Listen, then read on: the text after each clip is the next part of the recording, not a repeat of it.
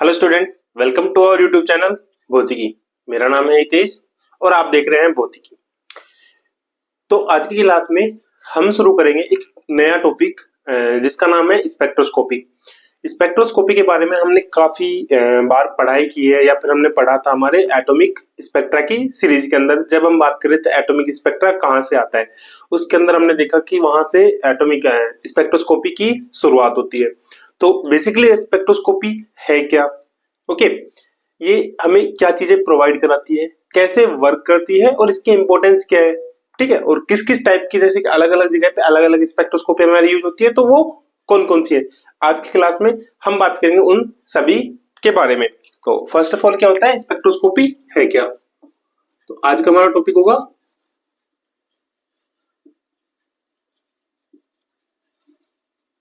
Spectroscopy. Okay, सो इसमें हम पढ़ेंगे फर्स्ट ऑफ ऑल स्पेक्ट्रोस्कोपी होती क्या है। तो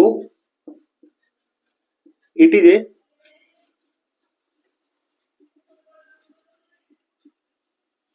scientific study about the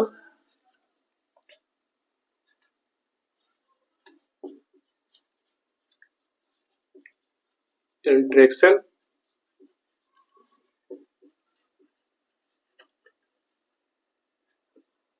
between matter and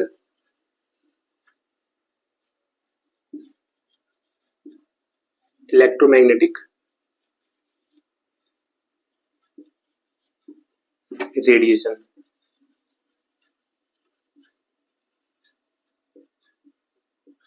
okay, तो पहली चीज तो क्या है, स्पेक्ट्रोस्कोपी होती क्या है? ये एक तरीके से एक अलग ब्रांच है हमारी साइंटिफिक स्टडी करने की about the interaction between matter and electromagnetic radiation. अब इलेक्ट्रोमैग्नेटिक रेडिएशन क्या होता है? इलेक्ट्रोमैग्नेटिक रेडिएशन के अंदर हमारी वो सारी लाइट्स आती है, सारी वेवलेंथ आती है, भले वो रेडियो वेव हो जो हम हायर फ्रिक्वेंसी के अंदर जाते हैं या फिर माइक्रो के अंदर जाते हो। तो माइक्रो से रेडियो तक की सारी जो फ्रिक्वेंसीज होती है वो सारी की सारी फ्रिक्वेंसीज किसके अंदर हमें देखने को मिल जाती है?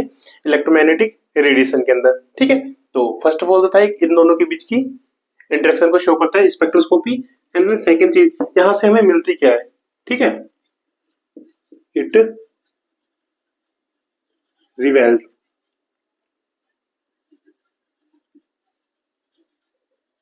Detailed information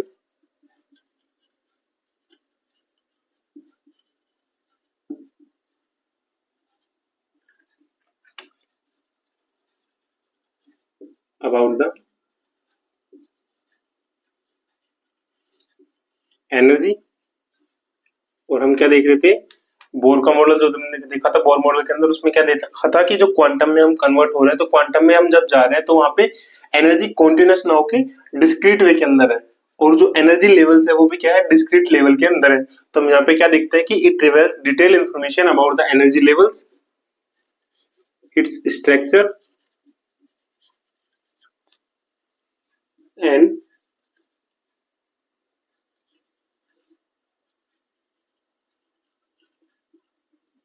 dynamics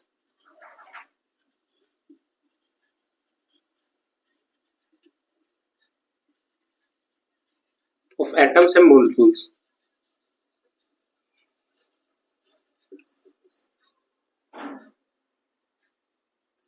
It reveals detailed information about the energy level, structure and dynamics। किस तरीके का है, किसके बारे में? Atoms and molecules. हम जो स्पेक्ट्रोस्कोपी देखेंगे, स्पेक्ट्रोस्कोपी दोनों के अंदर अप्लाई होती है, एप्लीकेबल है, एटम्स के अंदर भी, और एटम्स से जब हम मॉलिक्यूल के अंदर कन्वर्ट होता है तो उसके अंदर भी स्पेक्ट्रोस्कोपी हमारी आती है। अब स्पेक्ट्रोस्कोपी हम कैसे रिवेल करते हैं इस चीज के अंदर, वो चीजें देखते हैं। तो एटम्स एंड मॉलिक्यूल्स के अंदर क्या होता है, atoms and molecules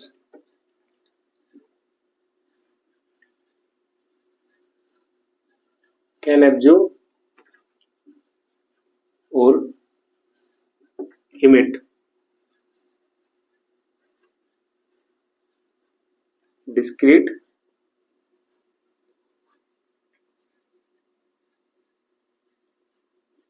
amount of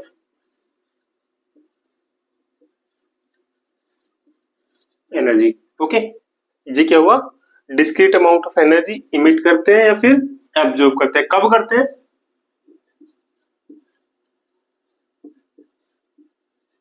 when they transition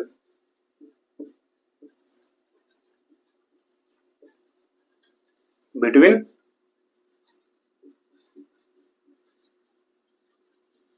different energy levels. ठीक है, दो एनर्जी लेवल्स के बीच में ट्रांजिशन कैसे होता है ये हमने डिस्कस किया था हमारी एटॉमिक स्पेक्ट्रा के अंदर। तो जब ये दो एनर्जी लेवल्स के अंदर ट्रांजिशन करते हैं तो उस केस के अंदर क्या होता है, तो एनर्जी वो एब्जॉर्ब कर रहे हैं फिर हायर एनर्जी स्टेट के अंदर जा रहे हैं, या फिर हायर एनर्जी स्टेट के अंदर से जब लोअर एनर्जी स्टेट के अंदर आ रहे हैं तो क्या कर रहे हैं, उसका एनर्जी को इमिट कर रहे हैं। ठीक है, ये चीजें हमने पढ़ी थी और ये चीजें हम किसमें पढ़ेंगे, एटॉमिक सॉरी स्पेक्ट्रोस्कोपी के अंदर। ठीक है, तो ये चीजें थी। फिर इसके बाद इसी चीज में हमने एक और चीज देखी थी कि these transitions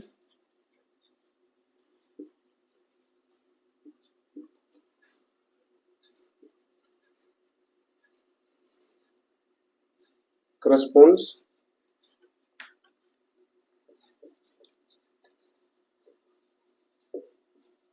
specific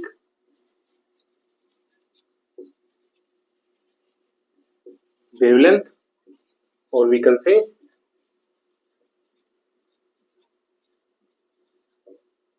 frequencies। ठीक है, और ये फ्रीक्वेंसी किसकी होगी, ऑफ लाइट की फॉर्म में हमें ये चीजें मिल रही थी। ठीक है, which can be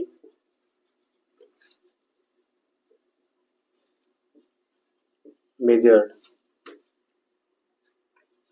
and analyzed। मतलब क्या होगा कि स्पेक्ट्रोस्कोपी हम ये सारी चीजें करते हैं। स्पेक्ट्रोस्कोपी के अंदर हम क्या करते हैं कि हमें एनर्जी इमिट हो रही है फिर हमें एब्जॉर्ब हो रही है। जो एनर्जी इमिट हो रही है फिर एब्जॉर्ब हो रही है उस चीज को हम क्या करते हैं, यहाँ पे मेजर करते हैं एंड देन उसको एनालाइज करते हैं कि उसके अंदर क्या चेंजेस हो रहे हैं, और इन्हीं चेंजेस के बेसिस पे हम क्या देखते हैं, उसका एनर्जी लेवल, स्ट्रक्चर एंड उसकी डायनामिक्स को हम डिफाइन करते हैं। अब यहाँ पे मैंने ये भी बताया था कि आपको जो एनर्जी एब्जॉर्ब कर रहे हैं या फिर इमिट कर रहे हैं, ये अगर डिस्क्रीट के अंदर ले रहे हैं हम, तो डिस्क्रीट एनर्जी के अंदर मैंने बताया था आपको कि लाइक एक फिक्स अमाउंट की एनर्जी या तो वो ले रहे हैं या फिर वो दे रहे हैं। ठीक है, एटम्स के केस के अंदर हम जानते हैं वो इलेक्ट्रॉन्स के अंदर होता है, मॉलिक्यूल्स के अंदर वो एक अलग वे के अंदर होता है। ठीक है, तो ये चीजें हुई। और जो एनर्जी डिफरेंस होता है,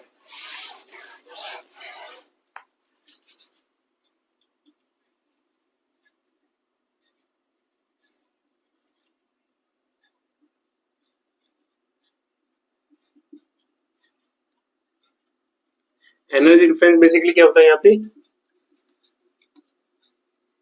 एच म्यू, जहाँ पे म्यू क्या है हमारी फ्रीक्वेंसी, या फिर इसको लिख सकते हैं H C upon lambda.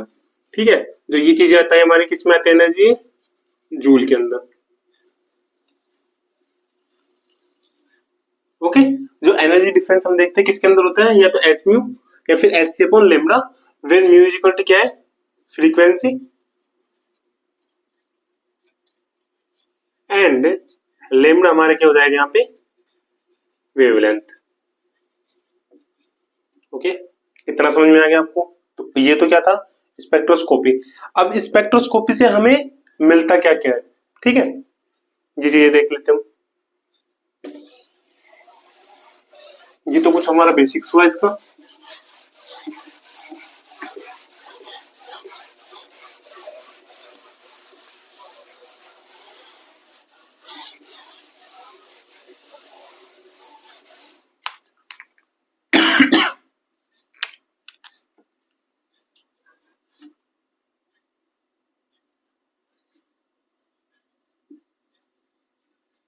Spectroscopy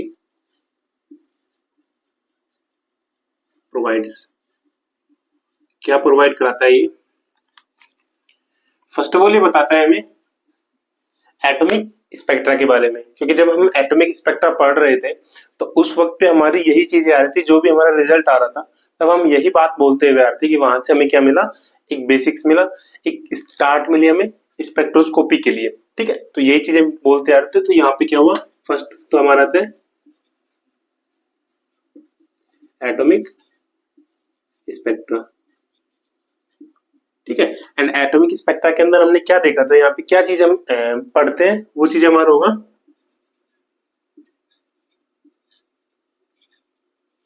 unique set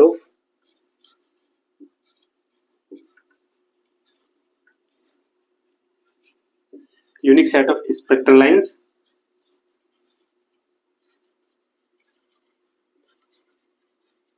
for each element. हर एक एलिमेंट के लिए हमें क्या मिल रहा था, जब हमने बंसन एंड किरचॉफ का जो एक्सपेरिमेंट किया था, बंसन एंड किरचॉफ के एक्सपेरिमेंट में हमने यही चीजें देखी थी जो आपको इस सीरीज में प्लेलिस्ट में मिल जाएगा। कि वहां पे हम क्या देख रहे थे कि जब वो अलग अलग एलिमेंट्स को जला रहे थे, अलग अलग एलिमेंट्स को फ्लेम के ऊपर जला रहे थे, तो उन्हें अलग अलग तरह की यूनिक एक सेट मिल रहा था स्पेक्ट्रल लाइंस का। ठीक है, तो तब हमने बोला था कि वहां से क्या हुआ, एक स्पेक्ट्रोस्कोपी की जो शुरुआत थी वहां से हुई, स्टडी ऑफ स्पेक्ट्रोस्कोपी। और उसमें फिर हमने एलिमेंट जो अननोन एलिमेंट्स हैं उनके बारे में जानना हमने स्टार्ट किया था वहां से। ठीक है, तो फर्स्ट ऑफ ऑल क्या मिला, unique set of spectral lines for each element. ये किसमें मिला हमें, एटॉमिक स्पेक्ट्रा के अंदर। सेकेंड चीज हमें क्या मिलता है यहाँ पे, मोलिक्यूल स्ट्रक्चर। मोलिक्यूल हम बेसिकली जानते हैं, मोलिक्यूल क्या होता है कि दो एटम्स, अब वो दो एटम्स सेम भी हो सकते हैं या फिर डिफरेंट भी हो सकते हैं, जिनको हम बोलते हैं होमोन्यूक्लियस और हेटेरोन्यूक्लियस। ठीक है, तो इसके अंदर इसका क्या रोल है स्पेक्ट्रोस्कोपी का, तो इसके अंदर ये बताता है कि जो इनके बीच की बॉन्ड लेंथ होती है एटम्स के बीच की मोलिक्यूल्स के अंदर, इसके बारे में हमें डिटेल्स देता है, इसके बारे में हमें इंफॉर्मेशन देता है ये। ठीक है, इसके बाद अलावा हमें क्या इंफॉर्मेशन देता है, एंगल के बारे में, कि मॉलिक्यूल के अंदर जो एटम्स ऐड है दोनों से एक दूसरे से जो जुड़े हुए हैं, उनके बीच का एंगल्स किस एंगल्स पे वो एक दूसरे से जुड़े हुए हैं, उसके बारे में हमें जानकारी देता है। एंड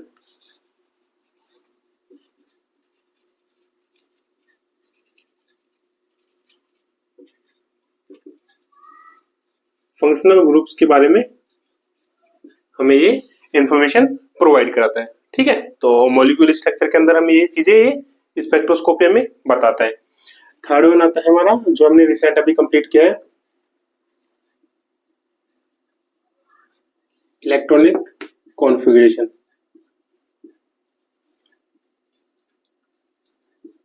कॉन्फ़िगरेशन, ठीक है, इसमें ज्यादा कुछ नहीं बताता, इसमें सिर्फ हमें ये बताता है कि जो ट्रांजिशन हो रहा है ऑर्बिटल्स के बीच में वो कैसे हो रहा है, उनके बारे में हमें बताता है, ट्रांजिशन ऑफ ऑर्बिटल्स। ठीक है, ऑर्बिटल्स का जो ट्रांजिशन हो रहा है हमने जो देखा था, और ऑर्बिटल का ट्रांजिशन जस्ट लाइक मॉलिक्यूल के अंदर, ठीक है, एटम के अंदर तो हमें पता है, मॉलिक्यूल के अंदर जब दो एटम्स ऐड होते हैं तो उसमें ये कैसे हो रहा है वो चीजें हम देखते हैं स्पेक्ट्रोस्कोपी के अंदर। थर्ड वन ये हो गया electronic configuration.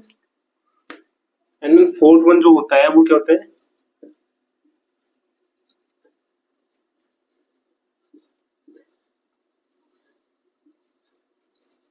Chemical composition. Chemical composition में हम क्या देखते हैं कि जो मॉलिक्यूल या फिर जो एटम हमारा बन रहा है उसके बारे में हम एनालाइज करते हैं कि लाइक वो कैसे बना हुआ है, कितने क्वांटिटेटिवली उसके बारे में हम डिस्कस करते हैं, और क्वालिटेटिवली उसके बारे में हम डिस्कस करते हैं कि उसकी क्वालिटी किस तरीके की है, क्वांटिटी उसकी क्या है। ठीक है, ये सारी चीजें हम किसमें देखते हैं, स्पेक्ट्रोस्कोपी के अंदर। तो यहाँ पे हम क्या देखते हैं,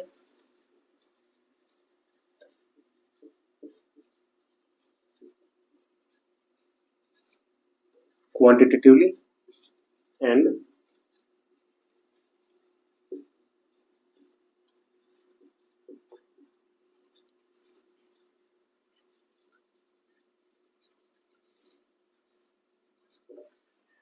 क्वालिटेटिवली एनालाइज करते हैं हम यहाँ से इस चीज का, ये सारी चीजें कैसे वर्क कर रही है। ठीक है, ये चीजें सारी हमें किसमें मिलती है, स्पेक्ट्रोस्कोपी जो हम पढ़ रहे हैं ये सारी चीजें हमें ये प्रोवाइड करवाता है। ओके, ठीक है, अब इसके बाद हमें ये तो पता चल गया कि ये सारी चीजें प्रोवाइड करवाता है, बट ये सारी चीजें प्रोवाइड किस तरीके से करवा रहा है हम अब वो जानेंगे।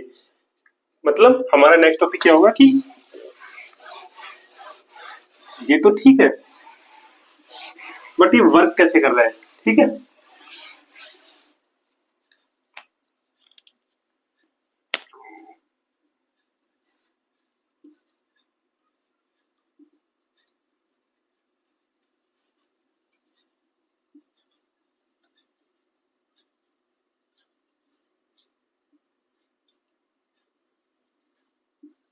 इसमें हम जानेंगे कि जो स्पेक्ट्रोस्कोपी है वो वर्क कैसे कर रहा है।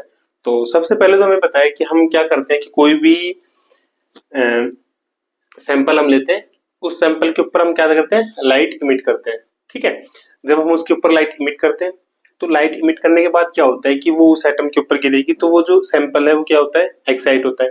अब वो सैंपल के अंदर जो इलेक्ट्रॉन, जैसे हम अगर एटम की बात करते हैं तो उसके अंदर जो इलेक्ट्रॉन्स होते हैं वो क्या होता है, या तो एब्जॉर्ब होंगे, उस एनर्जी को एब्जॉर्ब करके हायर एनर्जी स्टेट के अंदर जाते हैं, या फिर वहां से उस एनर्जी को रिलीज करके उस एक्स्ट्रा एनर्जी की वजह से अपने नॉर्मल स्टेट के अंदर आते हैं, ठीक है। आपको ये सारी चीजें कब समझ आएंगे, जब हम लेजर वाला करेंगे कि वहां पे क्या होता है कि जब कोई एटम इलेक्ट्रॉन एटम के अंदर एक्साइटेड स्टेट के अंदर भी होता है, तो वहां से भी हमें कई केसेस ऐसे आते हैं जिसके अंदर उससे भी एनर्जी देके वो डी एक्साइट करना पड़ता है हमें, ठीक है।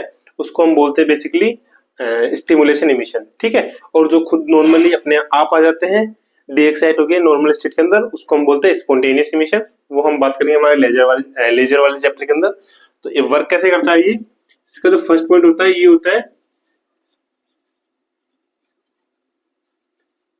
irradiate the sample with light, या फिर हम बोल सकते हैं another EM source। Okay, first of all हमने ये किया। इसके बाद क्या होता है, इसके बाद अंदर, इसके बाद होता है एटम्स, या फिर हम बात करते हैं यहाँ पे दोनों के मॉलिक्यूल्स के बारे में। मॉलिक्यूल्स एब्जॉर्ब और इमिट एनर्जी, और ये एनर्जी किस फॉर्म में करता है, in the form of light, ठीक है। लाइट की फॉर्म में ये एनर्जी को रिलीज करता है, ठीक है। इतना कर दिया। इसके बाद क्या होता है, इसके बाद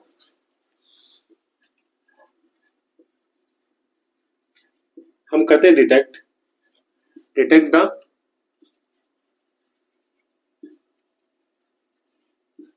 वेवलेंथ, या फिर हम बोल सकते हैं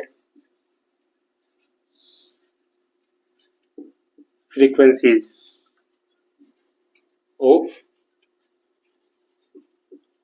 इमिटेड, या फिर हम बोल सकते हैं एब्जॉर्ब,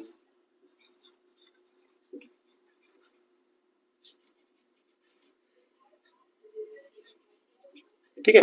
अब जो लाइट हमें इमिट हुई है फिर एब्जॉर्ब हुई है, उसकी जो फ्रीक्वेंसी होगी या फिर वेवलेंथ होगी, उनको हम क्या करेंगे, डिटेक्ट करेंगे।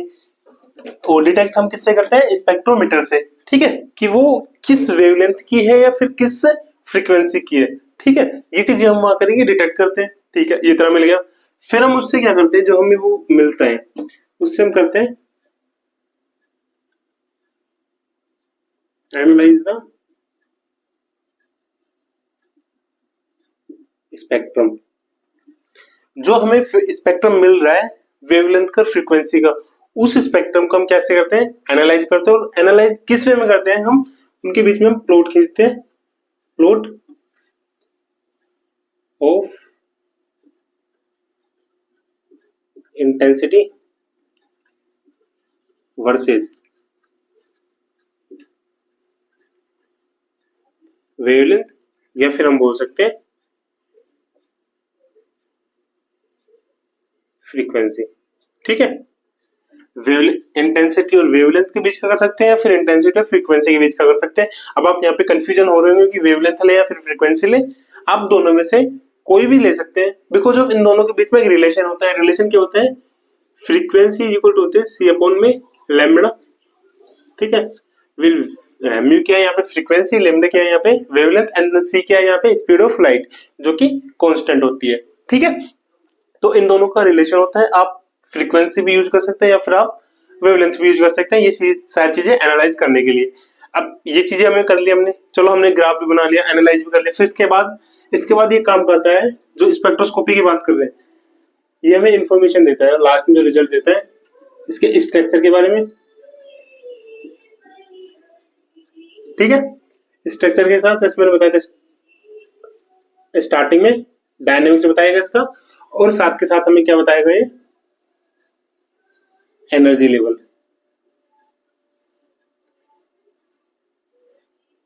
एनर्जी लेवल कि किन किन एनर्जी लेवल्स के बीच में ये सारी चीजें हुई है।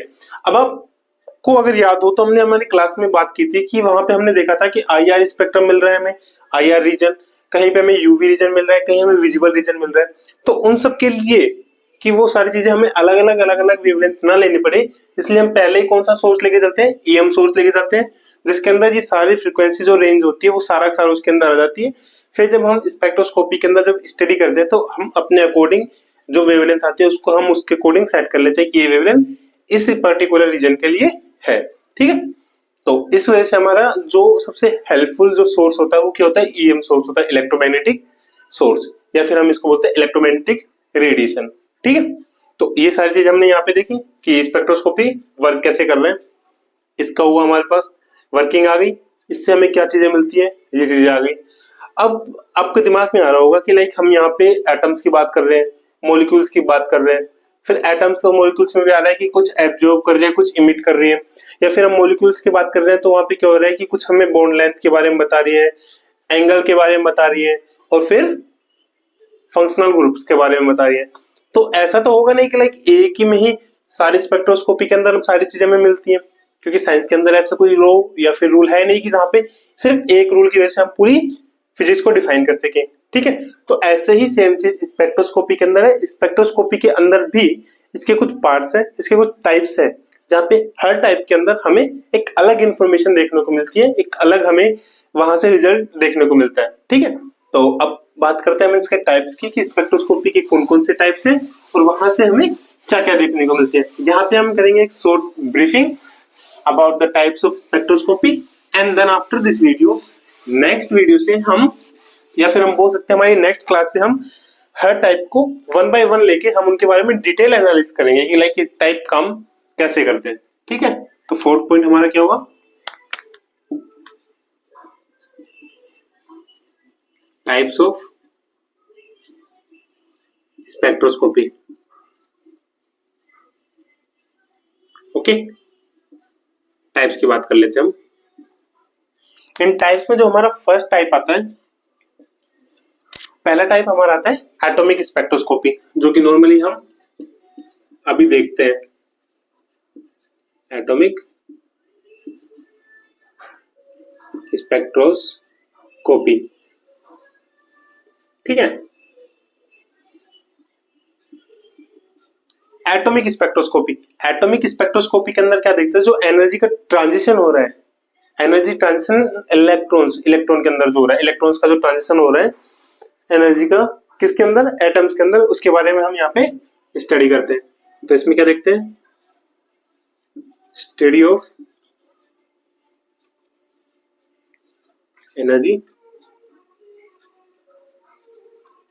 ट्रांजिशन ऑफ इलेक्ट्रॉन्स, और किस में हो रहा है इस चीजें, इन एटम के अंदर। ठीक है, एटम्स के अंदर जो एनर्जी का ट्रांजिशन हो रहा है वो उसकी चीजें हम उसके बारे में हम यहाँ पे क्या करते हैं, स्टडी करते हैं एटॉमिक स्पेक्ट्रोस्कोपी के अंदर। अब इसके भी सब पार्ट्स होते हैं, मतलब एटॉमिक स्पेक्ट्रोस्कोपी तो है, इसके भी सब टाइप्स है। सब टाइप्स क्या है इसके, इट्स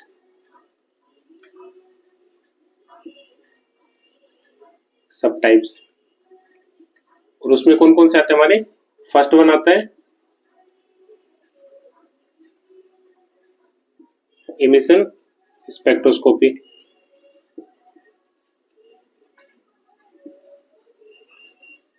ओके, इमिशन स्पेक्ट्रोस्कोपी के अंदर क्या होता है कि जो लाइट इमिट हो रही है, मतलब कोई इलेक्ट्रॉन हायर एनर्जी स्टेट के अंदर है, हायर एनर्जी स्टेट से क्या कर रहा है, लोअर एनर्जी स्टेट के अंदर आ रहा है, तो जब लोग लोअर एनर्जी स्टेट के अंदर रहते हैं तो एक एनर्जी क्या कर रहा है, वो इमिट कर रहा है, ठीक है। तो जो एनर्जी इमिट कर रहा है उसके बारे में जो हम स्टडी करते हैं वो किस में करते हैं, हम इमिशन स्पेक्ट्रोस्कोपी के अंदर। ओके, सेकंड आता है हमारा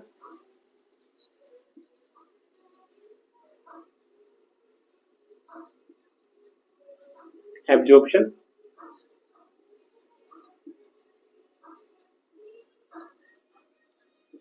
एब्जॉर्प्शन स्पेक्ट्रोस्कोपी। एब्जॉर्प्शन स्पेक्ट्रोस्कोपी के अंदर वही सेम है कि कोई इलेक्ट्रॉन ग्राउंड लेवल में, ग्राउंड से भी आ जा रहा है, एक्साइटेड के अंदर जा रहा है। तो जब ग्राउंड लेवल से वो एक्साइटेड स्टेट के अंदर जा रहा है तो उसके बीच में जो एनर्जी वो एब्जॉर्ब कर रहा है, जो वेवलेंथ हमें मिल रही है एब्जॉर्ब कर रहे हैं, तो उसके बारे में जब हम स्टडी करते हो किसमें करते हैं, एब्जॉर्प्शन स्पेक्ट्रोस्कोपी के अंदर। अब आपके मन में एक चीज आ रही हो कि हमें कैसे पता है कि जो वो एब्जॉर्ब करा वो किस कलर की लाइट होगी, ठीक है। तो इसका सिंपल सा एक एग्जांपल होता है जो आपको याद रखना है कि जो रेड और ब्लू लाइट होती है ये एक दूसरे की क्या होती है, अपोजिट होती है। जस्ट लाइक कि अगर आपको रेड लाइट मिल रही है स्पेक्ट्रम के अंदर, तो अगर आपको रेड लाइट मिल रही है तो उसका मतलब ये होता है कि जो ब्लू लाइट है, जो हमें ब्लू कलर की जो फ्रीक्वेंसी या वेवलेंथ है वो वहां पे एब्जॉर्ब हुई है एटम के अंदर, ठीक है, उसका एब्जॉर्प्शन हुआ है। ऐसे ही अगर आपको ब्लू लाइट मिल रही है तो मतलब उसको होता है कि वहां उस पर्टिकुलर रीजन के अंदर वहां पे रेड लाइट एब्जॉर्ब हुई है, उसके बाद हमें क्या मिली है, ब्लू लाइट मिली है, ठीक है, सिर्फ उस वे के लिए। बाकी एटम से हमें जो लाइट मिलती है वो पूरा रेनबो हमें मिलता ही है, तो वो चीज होती है यहाँ पे। थर्ड वन इसका होती है फ्लोरोसेंस एंड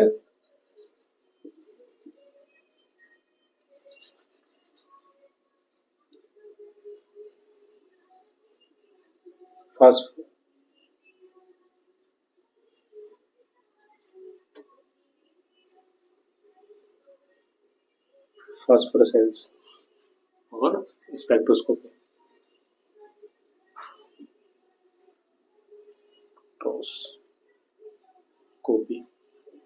फ्लोरोसेंस और फास्फोरेसेंस स्पेक्ट्रोस्कोपी के अंदर क्या होता है, इसमें होता है बेसिकली कि जैसे कि हम जब लेजर में पढ़ेंगे तो वहां पे क्या होता है कि कोई इलेक्ट्रॉन लोअर एनर्जी स्टेट के अंदर है, उसने बाहर से जो हम लाइट इमिट कर रहे हैं ईएम सोर्स के थ्रू वहां से एनर्जी ली, वहां से लाइट ली, वहां से एनर्जी लेके वो क्या गया एक्साइटेड स्टेट के अंदर, ठीक है। अब वो एक्साइटेड स्टेट के अंदर जाने के बाद कुछ टाइम बाद वो ऑटोमेटिकली क्या होगा, डी एक्साइट होगी, अपने नॉर्मल स्टेट के अंदर आ जाएगा और एक एनर्जी वहां से इमिट करेगा, ठीक है। तो वो किस में पढ़ते हैं हम, वो पढ़ते हैं हम स्पेक्ट्रोस्कोपी, फ्लोरोसेंस और फास्फोरेसेंस स्पेक्ट्रोस्कोपी के अंदर। यहाँ पे भी जो फ्लोरोसेंस और फास्फोरेसेंस है ये दोनों अलग अलग है, मतलब इनकी वर्किंग सेम है, बस जो डी एक्साइटेड होकर जो नॉर्मल ग्राउंड स्टेट के अंदर आ रहे हैं उसमें टाइमिंग जो होती है वो अलग अलग होती है इसके अंदर, ठीक है। तो इमिशन के अंदर हमारा क्या हुआ, जब हम टाइप्स ऑफ स्पेक्ट्रोस्कोपी करते हैं तो हमारा फर्स्ट वन क्या आता है, एटॉमिक स्पेक्ट्रोस्कोपी। अब एटॉमिक स्पेक्ट्रोस्कोपी में एक हमारा आता है इमिशन स्पेक्ट्रोस्कोपी, ठीक है। इमिशन स्पेक्ट्रोस्कोपी हमने क्या देखा कि वहां पे ये होता है कि लाइक जब एनर्जी हम ईएम सोर्स से दे रहे हैं, ठीक है, तो क्या होता है कि जो एक्साइटेड स्टेट के अंदर जो इलेक्ट्रॉन होता है, ठीक है, वो क्या करेगा, कुछ एनर्जी और हम बोलते हैं एक स्पेसिफिक अमाउंट की एनर्जी इमिट करेगा एंड अपने ग्राउंड स्टेट के अंदर या फिर उससे जो लोअर एनर्जी स्टेट के अंदर है उसके अंदर वो आ जाएगा, ठीक है। उसके बारे में जो हम स्टडी करते हो किसमें करते हैं, इमिशन स्पेक्ट्रोस्कोपी के अंदर। सेकंड केस लेते हैं, जब हम ईएम सोर्स दे रहे हैं तो जो लोअर एनर्जी स्टेट वाला जो इलेक्ट्रॉन होगा वो क्या करेगा, उसमें से एक स्पेसिफिक अमाउंट की एनर्जी एब्जॉर्ब करेगा एंड वो एक्साइटेड स्टेट के अंदर चला जाएगा, ठीक है, वहां पे रुक गया, जाके एक्साइटेड स्टेट में जाके रुक गया। तो जो एनर्जी वो एब्जॉर्ब करिए उसके बारे में हम स्टडी करते हैं किसमें, एब्जॉर्प्शन स्पेक्ट्रोस्कोपी में। एंड देन थर्ड वन जो होता है इस दोनों का कॉम्बिनेशन होता है। कॉम्बिनेशन कैसे कि लाइक कोई इलेक्ट्रॉन ग्राउंड स्टेट के अंदर है या फिर हम बोल सकते हैं लोअर एनर्जी स्टेट के अंदर है, जब हमने बाहर से एनर्जी दी है उसको लाइट दी या फिर हम बोल सकते हैं ईएम जो रेडिएशन हम उसको दे रहे हैं वो दिया, तो देने के बाद क्या हुआ, उसने कुछ एनर्जी एब्जॉर्ब करी, वो एनर्जी लेने के बाद वो क्या गया, एक्साइटेड स्टेट के अंदर गया इलेक्ट्रॉन। एक्साइटेड स्टेट के अंदर जाने के बाद क्या होगा कि वहां पे वो रुक के ना, मतलब एक्साइटेड स्टेट के अंदर ऐसा नहीं है कि वहां पे रुक गया, कुछ टाइम बाद वो अपने आप लोअर एनर्जी स्टेट के अंदर या फिर जो उसकी नॉर्मल एनर्जी स्टेट थी वहां पे आ जाता है और एक एनर्जी वो इमिट कर देता है। बट यहाँ पे फर्क इतना होता है कि जितनी एनर्जी वो लेता है एक्साइटेड स्टेट के अंदर जाने के लिए, जब वो फिर से डी एक्साइटेड हो जाता है तो उससे कम एनर्जी वो क्या करता है, इमिट करता है, ठीक है। तो ये किस में पढ़ेंगे, जो ये वाला फेनोमेना होगा ये चीजें हम पढ़ते हैं फ्लोरोसेंस और फास्फोरेसेंस स्पेक्ट्रोस्कोपी के अंदर। अब यहाँ पे ये दोनों वर्ड्स तो ठीक है, सेम सेम लग रहे हैं, स्पेक्ट्रोस्कोपी सेम है। इनमें बस फर्क इतना होता है कि जो ये वाला है फ्लोरोसेंस, ये टाइम लेता है लगभग 10⁻⁻9 से 10⁻⁸ सेकंड का।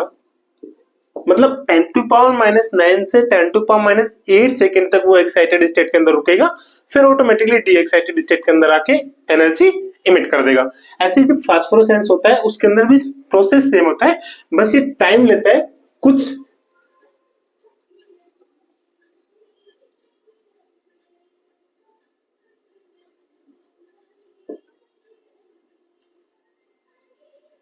मिलीमिनट से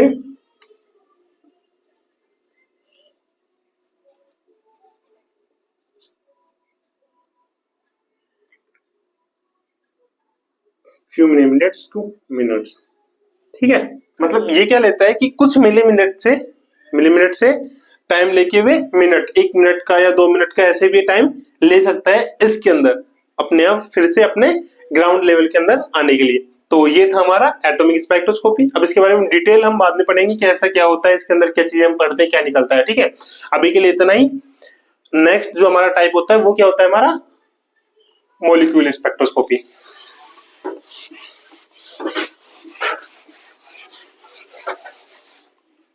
सेकेंड टाइप हमारा आता है मॉलिक्यूलर स्पेक्ट्रोस्कोपी।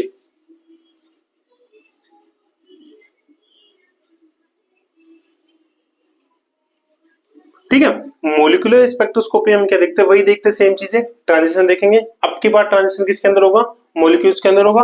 और इसमें हम बात किसमें करेंगे, जो ट्रांजिशन होता है इसके अंदर हमें एनर्जीज अलग अलग वे में मिलती है, rotational energy, vibration and electronics के रूप में। तो मोलिकुलर स्पेक्ट्रोस्कोपी हम क्या देखते हैं, study of transition of energy in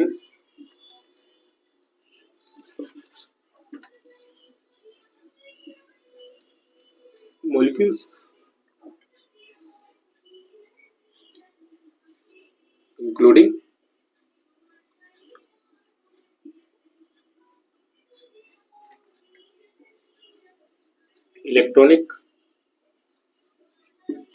electronic energy देखते हैं हम इसमें, वाइब्रेशनल एंड रोटेशनल।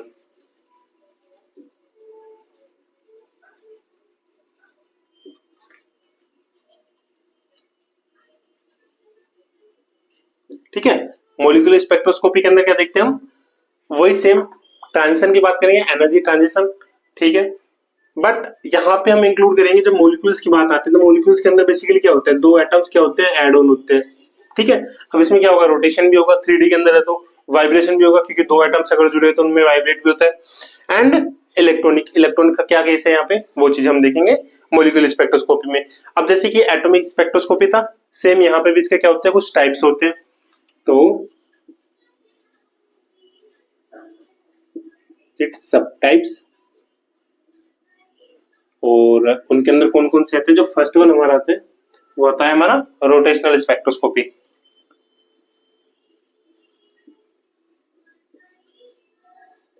और जो इनके टाइप्स होंगे रीजन के अकॉर्डिंग भी अलग अलग होते हैं, लाइक किस रीजन के अंदर क्या चीजें हो रही है वो हमें देखने को मिलता है। तो रोटेशनल स्पेक्ट्रोस्कोपी, ठीक है। और जो रोटेशनल स्पेक्ट्रोस्कोपी होता है मेनली हमें किसमें दिखता है, माइक्रोवेव रीजन के अंदर। ओके, मेनली हमें दिखता है माइक्रोवेव रीजन के अंदर ये।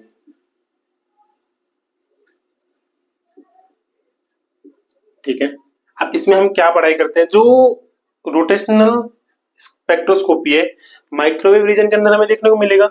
इसके साथ ही ये जो काम करता है ये सिर्फ किसमें करेगा, गैस फेज के अंदर करेगा, लाइक लिक्विड या सॉलिड के अंदर ये काम नहीं करता। रोटेशनल स्पेक्ट्रोस्कोपी ये सिर्फ किसमें स्टडी करता है, गैस फेज के अंदर स्टडी करता है। ठीक है, तो इसमें हम लिख सकते हैं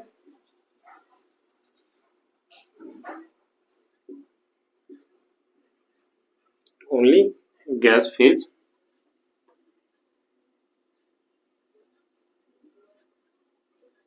molecules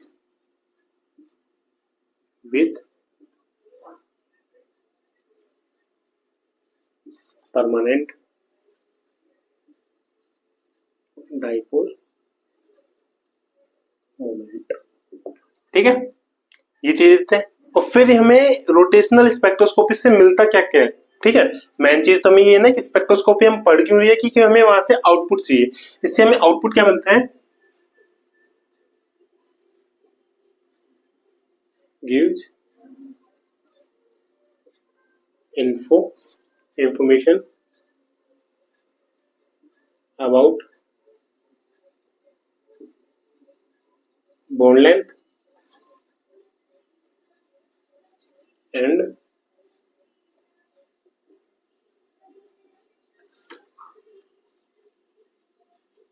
moment of inertia. Mainly हमें ये क्या बताता है, बॉन्ड लेंथ के बारे में बताता है और मोमेंट ऑफ इनर्शिया के बारे में हमें जानकारी देता है कौन, रोटेशनल स्पेक्ट्रोस्कोपी। ये था इसका फर्स्ट। सेकंड टाइप इसका आता है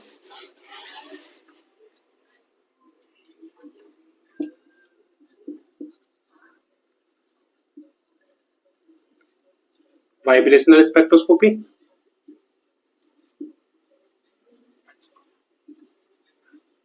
और जो वाइब्रेशनल स्पेक्ट्रोस्कोपी होता है ये हमें किसमें देखने को मिलता है, आईआर रीजन के अंदर। ठीक है, आईआर रीजन वन इंटरफेरेंट रीजन। ठीक है, आईआर रीजन के अंदर हमें ये देखने को मिलता है। और इसके अंदर क्या होता है, मतलब ये भी तो कोई ना कोई काम करेगा ना, तो इसके अंदर होता है जो मॉलिक्यूल्स होते हैं, molecules absorb IR light and vibrate. अब जो वाइब्रेट करते हैं उसके बारे में हम यहाँ पे क्या करते हैं, इसकी स्टडी करते हैं। किसके अंदर यूज होता है ये, use to identify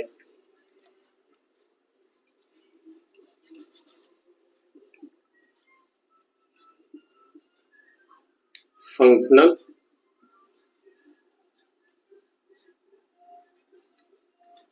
groups in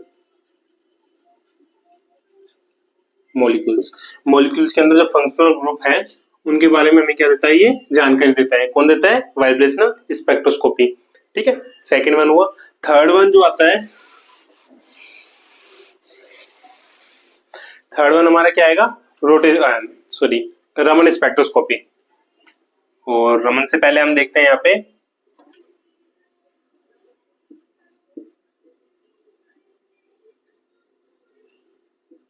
electronic spectroscopy.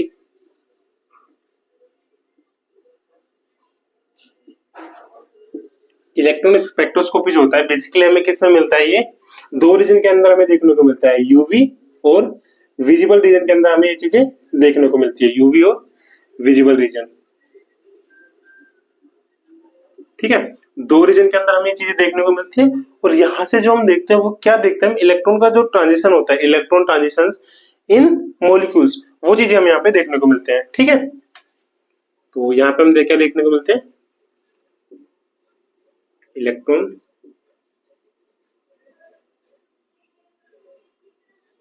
Transitions with vibrational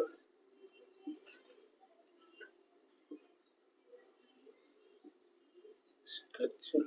ठीक है, इलेक्ट्रॉन ट्रांजिशन देखने को मिलता है वाया विद वाइब्रेशनल स्ट्रक्चर के साथ। जो वाइब्रेशनल स्ट्रक्चर था उसके अंदर इलेक्ट्रॉन का जो ट्रांजिशन हो रहा है वो चीजें हम यहाँ पे देखने को मिलती है। और इसी के अंदर जो हमारा एक प्रिंसिपल होता है, फैन कंडन प्रिंसिपल।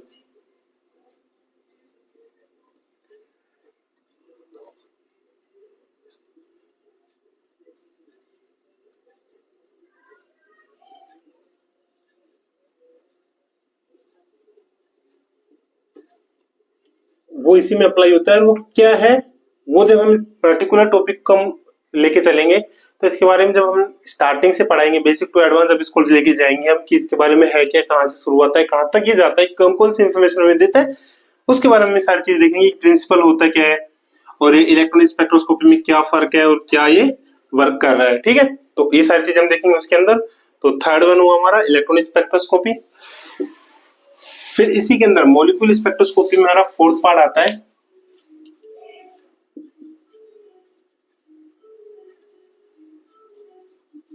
रमन स्पेक्ट्रोस्कोपी। ठीक है, रमन स्पेक्ट्रोस्कोपी बेसिकली किसने दिया था?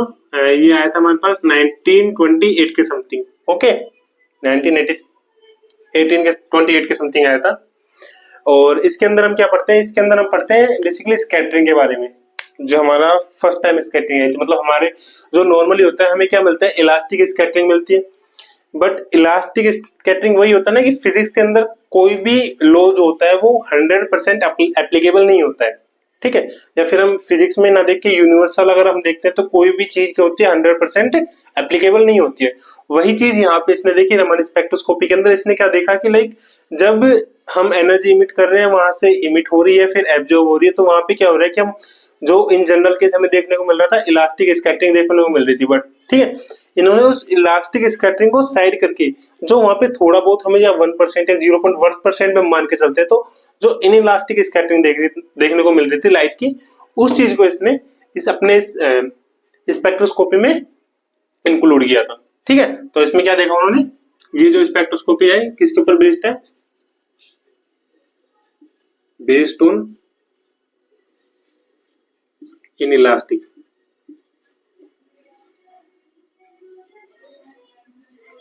scattering, based on inelastic scattering of light।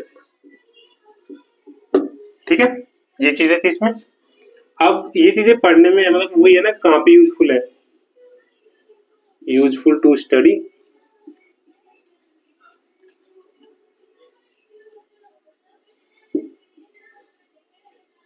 Vibrating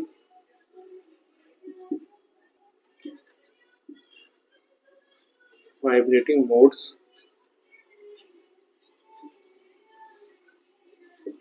without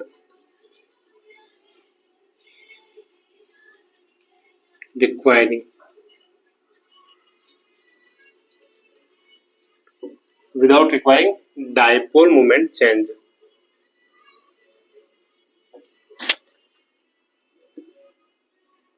मतलब अभी तक क्या हो रहा था, जब रोटेशनल की बात कर रहे थे तो रोटेशनल में क्या हो रहा था, परमानेंट डाइपोल मोमेंट हम लेके चल रहे थे, फिर बाद में उसके बारे में हम स्टडी कर रहे थे। फिर जब हम आते हैं वाइब्रेशन के अंदर, तो वाइब्रेशन के अंदर क्या हो रहा था कि वो जो डाइपोल मोमेंट था वो क्या हो रहा था? चेंज हो रहा था। उस चेंज डाइपोल मोमेंट के साथ साथ हम क्या पढ़ रहे थे? वहां पे वाइब्रेशनल स्पेक्ट्रोस्कोपी के बारे में पढ़ रहे थे। फिर रमन ने क्या दिया? इलेक्ट्रॉनिक्स के अंदर ऑलरेडी वाइब्रेशन वाला पार्ट आता है यहाँ पे, तो वही सेम चीज था यहाँ पे भी। रमन ने अलग क्या दिया? रमन ने अलग ये दिया था, रमन जी ने, कि लाइक उन्होंने क्या बोला कि जो उन्होंने स्टडी की थी वाइब्रेटिंग मोड की, वो विदाउट डाइपोल मूवमेंट की उन्होंने किया था। कि लाइक वहां पे डाइपोल मूवमेंट अगर चेंज भी हो रहा है तो उससे उनको कोई फर्क नहीं पड़ेगा। डाइपोल मूवमेंट वाला कॉन्सेप्ट एकदम साइड में हटा के इन्होंने अपनी क्या दिया था? अपने स्पेक्ट्रोस्कोपी का ये थ्योरी दी थी। ठीक है, ये था। एंड फोर्थ वन, तो ये चार सब टाइप्स थे हमारे मोलिकुलर स्पेक्ट्रोस्कोपी के अंदर। ठीक है, तो टाइप्स क्या है? सेकंड टाइप था हमारा मोलिकुलर स्पेक्ट्रोस्कोपी। अब मोलिकुलर स्पेक्ट्रोस्कोपी में हमने क्या क्या पढ़ा? मोलिकुलर स्पेक्ट्रोस्कोपी में हमने देखा first one is rotational spectroscopy. Rotational में हमने देखा। सेकंड वन क्या देखा हमने उसमें? Vibrational spectroscopy. वाइब्रेशनल स्पेक्ट्रोस्कोपी किसमें आता है? आईआर रीजन के अंदर कंसीडर होती है, जिसमें हमने देखा था कि किस लिए यूजफुल है? फंक्शनल ग्रुप बताने के लिए मॉलिक्यूल के। थर्ड वन हमने देखा इलेक्ट्रॉनिक स्पेक्ट्रोस्कोपी। इलेक्ट्रॉनिक स्पेक्ट्रोस्कोपी में हमने क्या देखा? वहां पे सेम ट्रांजिशन देखेंगे, इलेक्ट्रॉन का ट्रांजिशन किसके साथ? वाइब्रेशन के साथ, वाइब्रेशन स्ट्रक्चर के साथ। फोर्थ वन क्या है? रमन स्पेक्ट्रोस्कोपी। रमन स्पेक्ट्रोस्कोपी वही सेम चीज था, वाइब्रेशन मोड के बारे में हम यहाँ पे डिस्कस कर रहे हैं, बट विदाउट चेंजिंग, मतलब without dipole moment change. Dipole moment में कोई चेंज किए बिना हम यहाँ पे वाइब्रेटिंग मोड देख रहे हैं। और दूसरी चीज यहाँ पे किसके बारे में स्टडी हो रही है? इन इलास्टिक स्कैटरिंग के बारे में। ठीक है, ये चीजें थी हमारी मोलिकुलर स्पेक्ट्रोस्कोपी के अंदर। ये था सेकंड पार्ट। थर्ड वन हमारा आता है, जो थर्ड टाइप है स्पेक्ट्रोस्कोपी का, एनएमआर, जिसकी फुल फॉर्म क्या होती है? Nuclear magnetic resonance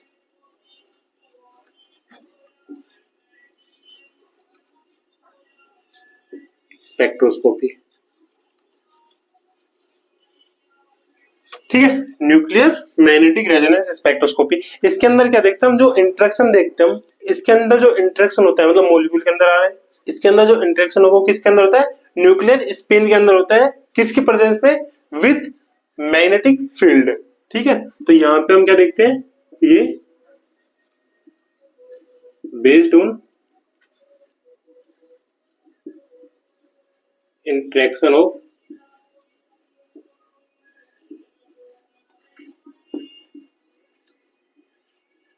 nuclear spin with magnetic field. ठीक है, मैग्नेटिक फील्ड के साथ जो न्यूक्लियर स्पिन के अंदर जो चेंज हो रहा है उस चीज के बारे में हम यहाँ पे डिस्कस करते हैं। ठीक है, ये था। और इसका जो मोस्टली यूज होता है, मोस्टली यूज कहाँ होता है इसका, एक इसका होता है केमिस्ट्री के अंदर, ठीक है, और दूसरा होता है बायोफिजिक्स के अंदर। जो आप अपनी मास्टर्स में अगर आप पढ़ रहे हो तो मास्टर में आपके स्पेशल पेपर होता है बायोफिजिक्स का, उसके अंदर आपको ये सारी चीजें यूज होती है, एनएमआर स्पेक्ट्रोस्कोपी। ठीक है, बट ऑल्सो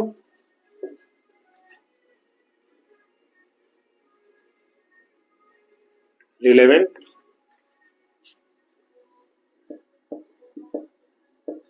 मतलब एएमपी के अंदर थोड़ा बहुत रिलेवेंट है, बाकी इसका यूज कहाँ पे होता है, केमिस्ट्री एंड बायोफिजिक्स के अंदर इसका मोस्टली यूज होता है। ठीक है, ये था हमारा थर्ड वन, एनएमआर स्पेक्ट्रोस्कोपी। ठीक है, नेक्स्ट हमारा आता है इलेक्ट्रॉन स्पिन।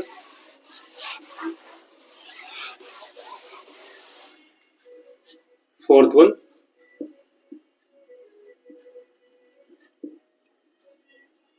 इलेक्ट्रॉन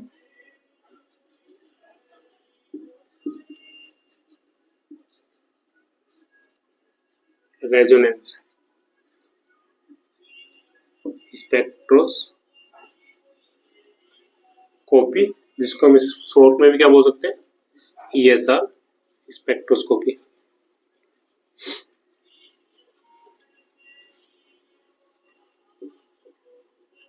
ठीक है,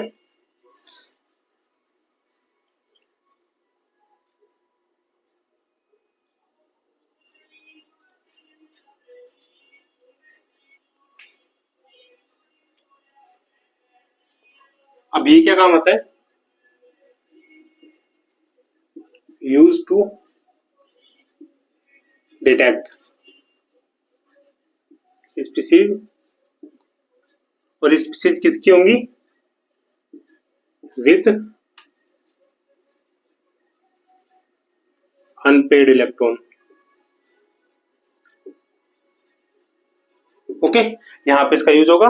और जो ट्रांजिशन होगा, बेसिकली हम क्या देख रहे हैं स्पेक्ट्रोस्कोपी के अंदर, ट्रांजिशन नहीं होता है, एनर्जी का ट्रांजिशन।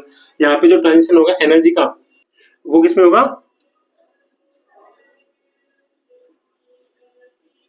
ट्रांजिशन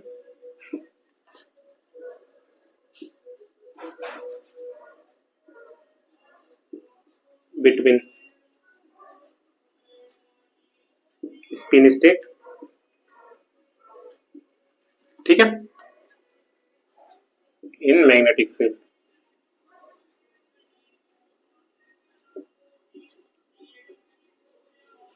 ट्रांजिशन कहां पे होगा, स्पिन स्टेट के अंदर होगा और मैग्नेटिक फील्ड की प्रेजेंस में होगा। ठीक है, ये किस में था हमारा, इलेक्ट्रॉन स्पिन रेजोनेंस स्पेक्ट्रोस्कोपी के अंदर, जिसको हम बोलते हैं ईएसआर स्पेक्ट्रोस्कोपी।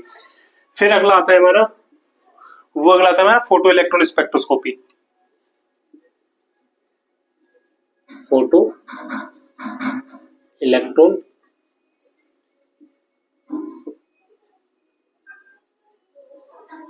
स्पेक्ट्रोस्कोपी, जिसको हम शॉर्ट फॉर्म में क्या बोलते हैं, PES, photo electron spectroscopy.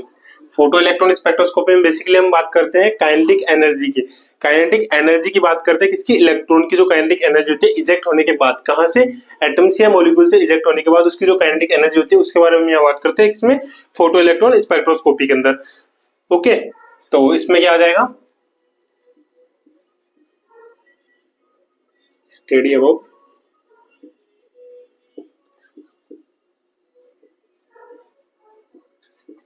Kinetic energy of electron.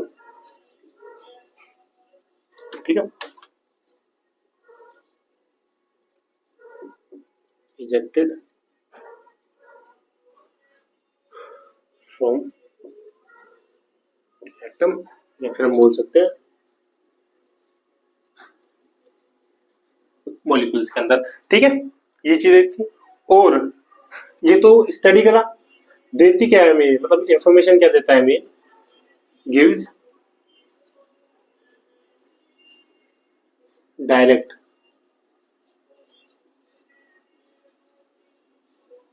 Information about orbital energy.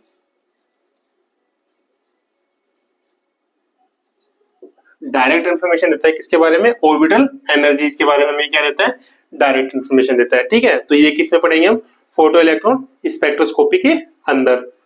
तो 5 टाइप ये हुए। नेक्स्ट टाइप जो आता है हमारा, इनको आप अभी के लिए रफली कॉपी करना एज ए समरी, फिर हम 1 बाय 1 इनको लेके चलेंगे एंड इसके बारे में डिटेल स्टडी करेंगे। ठीक है, 5th एंड 6th जो आता है, जो बेसिकली सबको पता भी है और हमें काफी सुनने को मिलता है, एक्सरे स्पेक्ट्रोस्कोपी।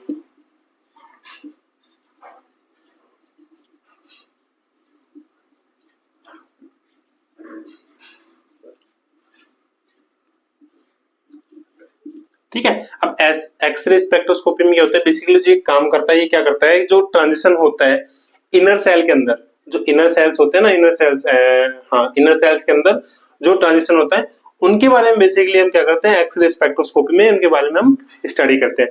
ठीक है, तो यहाँ पे क्या करते हैं, oops,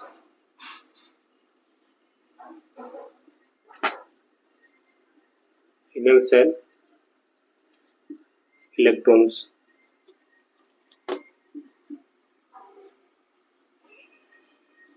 ट्रांजिशंस। ठीक है, इजी। तो अब इसमें क्या क्या इंक्लूड होते हैं, जो हमारे जब ये हम स्टडी करते हैं इसके बारे में, तो इसके अंदर आते हैं इंक्लूडिंग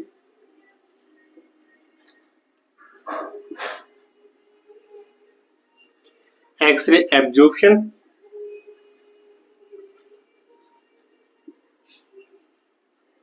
ठीक है, जिसको हम बोल सकते हैं XAS, और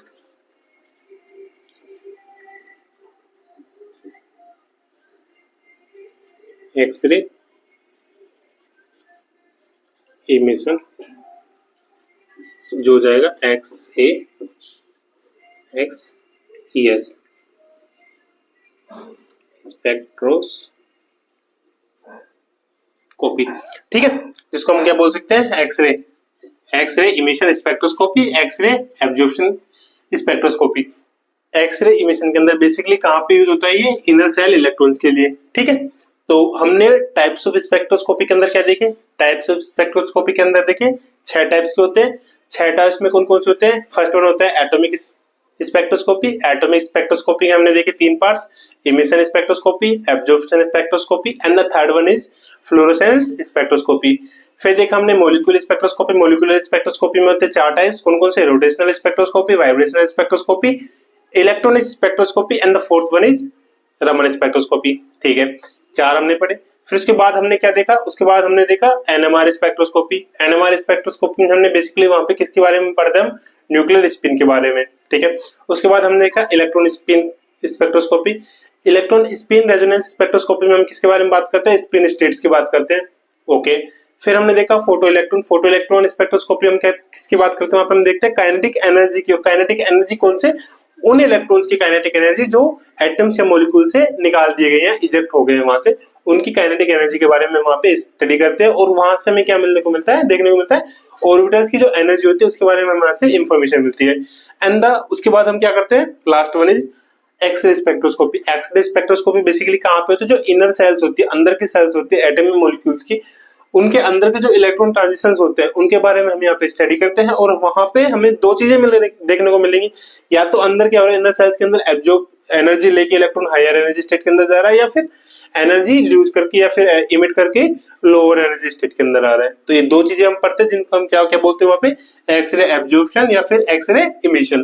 तो ये था कुछ टाइप्स ऑफ स्पेक्ट्रोस्कोपी के बारे में। एंड ये चीजें सारी हो गई, हमने देखा कि ये हमें क्या क्या प्रोवाइड करवाती है एंड कैसे काम करते हैं स्पेक्ट्रोस्कोपी, और इसके कौन कौन से टाइप्स होते हैं जिनकी वजह से अलग अलग ये काम करे जा रहे हैं। ठीक है, तो लास्ट वन होता है कि इसका इंपोर्टेंस क्या है, अगर लाइक ये प्रोवाइड तो करा रही है हमें। ठीक है, अब आता है कि why spectroscopy important.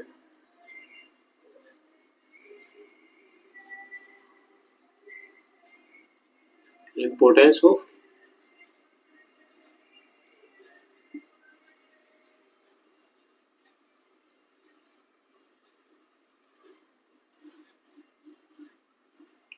Importance of spectroscopy, जहां पे फर्स्ट थिंग जो हमें मिलती है, ये क्या बताती है हमें, जो क्वांटाइज्ड एनर्जी लेवल्स थे। ठीक है, क्वांटाइज्ड एनर्जी लेवल के बारे में हमें एक कंप्लीट अंडरस्टैंडिंग बताती है, फंडामेंटल ऑफ मतलब क्या बोलते हैं इसको, fundamental to understanding quantized energy level, जो हम अभी तक लेके चल रहे थे उनके बारे में पूरी ये जानकारी देती है। ठीक है,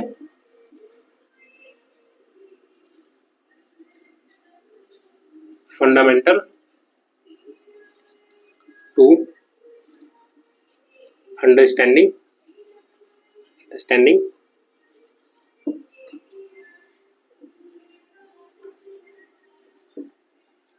क्वांटाइज्ड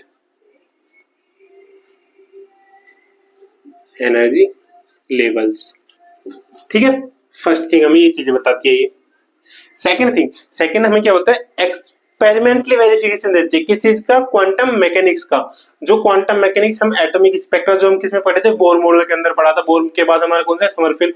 तो उनके बाद जब ये स्पेक्ट्रोस्कोपी आती है, स्पेक्ट्रोस्कोपी के बारे में हम डिटेल एनालिसिस करते हैं, तो जो एटॉमिक स्पेक्ट्रा या फिर मॉलिक्यूलर स्पेक्ट्रा जो हमें स्पेक्ट्रल लाइंस मिल रही थी वो क्वांटम में मिल रही थी, क्वांटाइज्ड एनर्जी लेवल की वजह से मिल रही थी। तो ये क्या करती है, उस चीज को वेरीफाई करती है। ठीक है, वेरीफाई करती है क्वांटम जो मैकेनिक्स था उसके पर्सपेक्टिव से। तो ये क्या बोलती है, provides complete experimental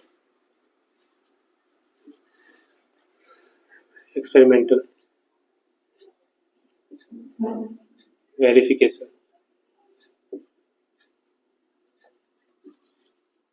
of quantum mechanics. ठीक है, क्वांटम मैकेनिक्स के बारे में हमें कंप्लीट एक्सपेरिमेंटल वेरिफिकेशन देता है स्पेक्ट्रोस्कोपी। ठीक है, एंड ये एक और क्या चीज स्टार्ट करती है, enables to identification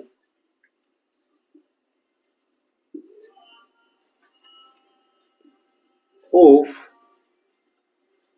elements and compounds।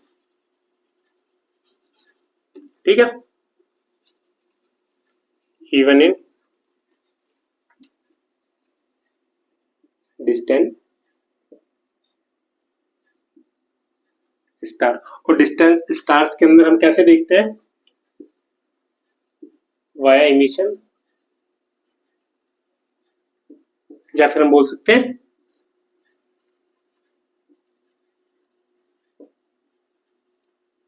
Absorption line की वजह से।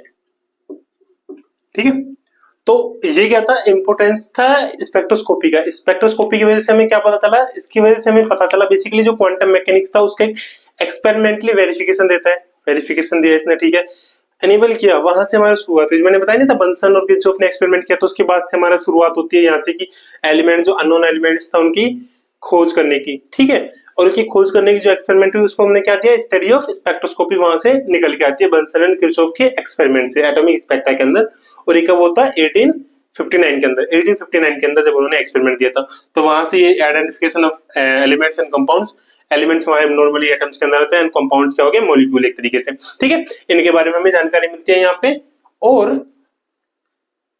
हमें अंडरस्टैंडिंग, फंडामेंटल जो अंडरस्टैंडिंग थी हमारी क्वांटाइज्ड एनर्जी लेवल्स की, ठीक है, जो बोर ने दिया था बेसिकली, तो उसके बारे में हमें ये सारी चीजें बताती है, ठीक है। तो ये थी हमारी आज की क्लास जिसमें हमने पढ़ा स्पेक्ट्रोस्कोपी के बारे में, इसके बेसिक्स, लाइक ये क्यों यूज होती है, कहाँ पे इसका क्या रोल है, ये हमें कहाँ कहाँ प्रोवाइड कराती है, ठीक है, क्या चीजें प्रोवाइड कराती है हमें, वो चीजें हमने पढ़ी। क्या चीजें प्रोवाइड कराई इसने, इसने हमें प्रोवाइड किया एटॉमिक स्ट्रक्चर के बारे, एटॉमिक स्पेक्ट्रा के बारे में, एटॉमिक स्पेक्ट्रा कैसे आ रहा है वो चीजें इसने हमें बताई।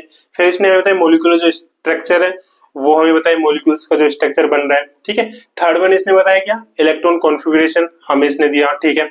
फोर्थ वन इसने क्या बताया, जो केमिकल कॉम्पोजिशन हो रहा है वो कैसे हो रहा है उसके बारे में हमें इसने बताया। फिर हमने देखा इसके वर्क की स्पेक्ट्रोस्कोपी हम कैसे अप्लाई करते हैं एक्सपेरिमेंटली वे में। तो हमने उसमें क्या जाना, हमने उसमें जाना है कि जो हम स्टार्ट करते हैं, कोई भी सैंपल लेते हैं उसके ऊपर हम लाइट इमिट करते हैं या फिर ईएम सोर्स इमिट करते हैं, तो वहां पे क्या होगा, जो एटम होगा वो या तो उस लाइट को इमिट करेगा या फिर एब्जॉर्ब करेगा जो उसके अंदर के इलेक्ट्रॉन्स या कोई पार्टिकल्स है, ठीक है। जो इमिट कर रहा है या फिर एब्जॉर्ब कर रहा है उसके बारे में स्टडी करके वहां से हमें क्या मिल रही है, वेवलेंथ मिल रही है, फिक्स वेवलेंथ या फ्रीक्वेंसी, ठीक है। उस फिक्स वेवलेंथ या फिर हम उस फ्रीक्वेंसी को क्या कर रहे हैं, डिटेक्ट कर रहे हैं एक डिटेक्टर की वजह से, एक डिटेक्टर के थ्रू। और उस डिटेक्टर से हम जब उसको डिटेक्ट करके वेवलेंथ या फ्रीक्वेंसी को डिटेक्ट किया, उसको फिर हम क्या कर रहे हैं, उसको एनालाइज कर रहे हैं। एनालाइज कैसे कर रहे हैं हम, जो हमारे पास जो स्पेक्ट्रम आ रहा है उसकी इंटेंसिटी देख रहे हैं कि वो किस इंटेंसिटी से आ रहा है, फिर उस इंटेंसिटी वर्सेस हम वेवलेंथ या फिर इंटेंसिटी वर्सेस फ्रीक्वेंसी का हम एक ग्राफ प्लॉट कर रहे हैं, ठीक है।